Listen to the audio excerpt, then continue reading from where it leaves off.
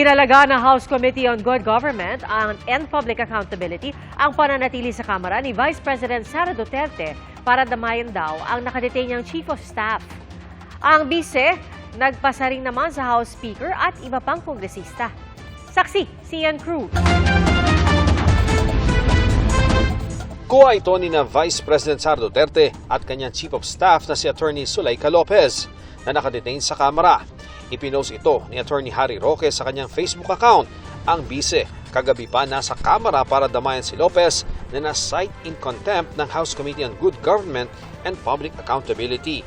Ito ay matapos lumabas sa pagdinig noong Miyerkules na sinulatan ni Lopez ang Commission on Audit para sabihin itong huwag sundin ang subpina ng Kamara na nagpapasumite ng mga audit report tungkol sa confidential funds ng OVP. She is in high spirits. Actually, napapatawa ko pa siya. Nagpapasalamat kami kay Congressman Joel Chua dahil sa mga requests, binibigay naman niya yung mga requests ni Yusek Lopez.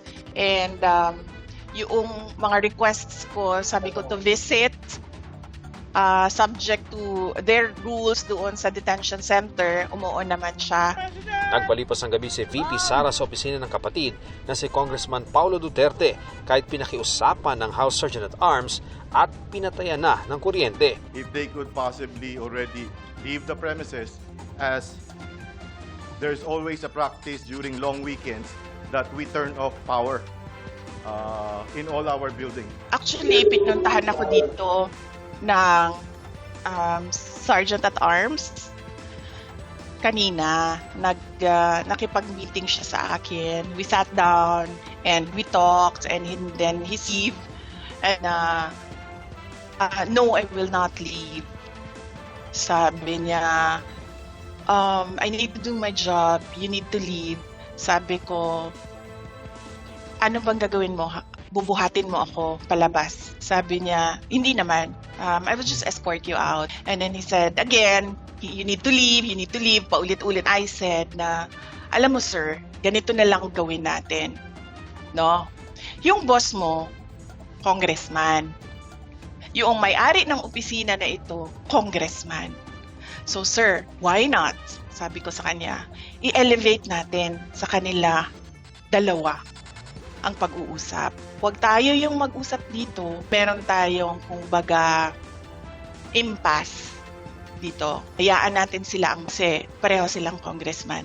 Sabi ng bise, hindi naman siya security problem dahil may sarili siyang security. Sabi ko, sir, isa lang naman ang gusto pumatay sa akin, si Martin Romualdez. And I don't think gagawin niya yan dito sa loob ng House of Representatives. Gagawin niya yan doon sa labas.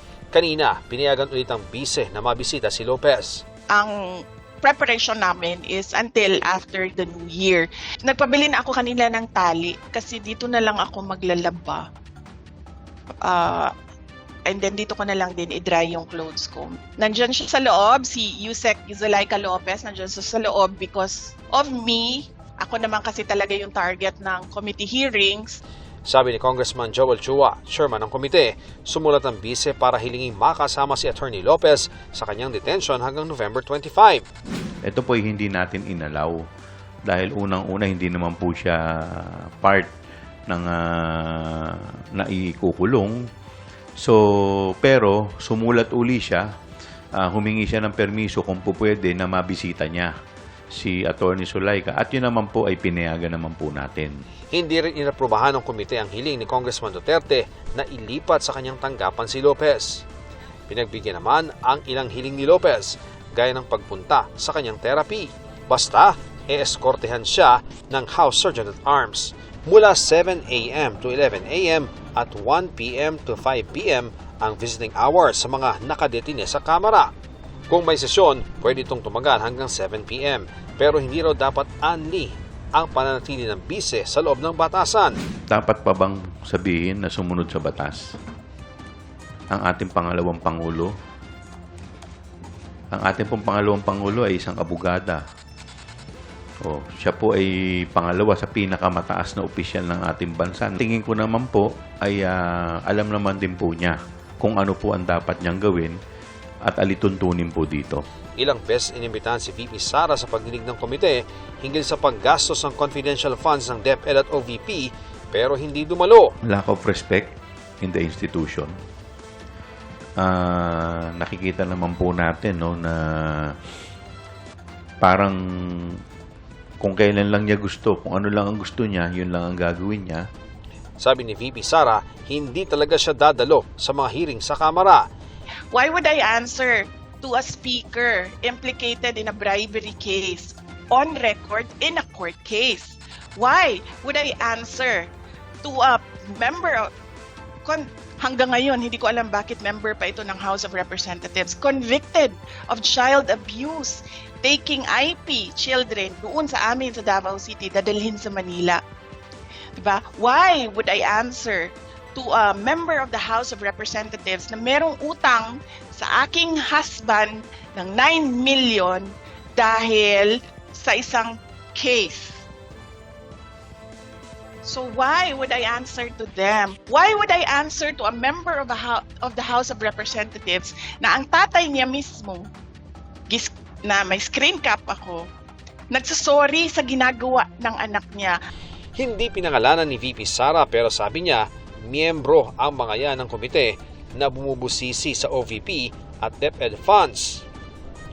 Pumalag din siya sa hamon ni Speaker Romualdez na siya mismo ang dumalo sa pagdinig ng Kamara sa halip na kanyang mga tauhan ang nagpapaliwanag tungkol sa paggastos ng pondo. I do not give him my trust and confidence as congressman. I did not vote for him as Speaker of the House of Representatives. Diba? So, kilala ko siya as Martin Romualdez, but I did not vote for him for congressman and speaker. So, wag niya akong pagsabihan kung ano yung dapat kong gawin. Sinusubukan pa naming makuha ang panig ng House Speaker kaugnay ng pahayag ng bise. Para sa GMA Integrated News, ako si Ian Cruz, ang inyong saksi. Mga kapuso, maging una sa saksi. Mag-subscribe sa GMA Integrated News sa YouTube para sa iba't ibang balita.